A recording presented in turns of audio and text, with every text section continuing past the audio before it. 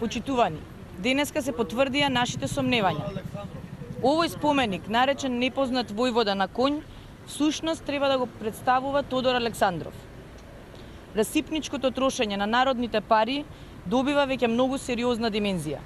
Власта продолжува да се обидува да ја редефинира македонската историја и тоа сега го прави и во нашата општина Кисела Вода. Свесно ги омаловажува хероите од антифашистичката војна, а во исто време на пиедестал го става најголемиот противник на македонската кауза. Градоначалникот Маријан Ѓорчев, заедно со владата, за овој споменик има потрошено околу 350.000 евра.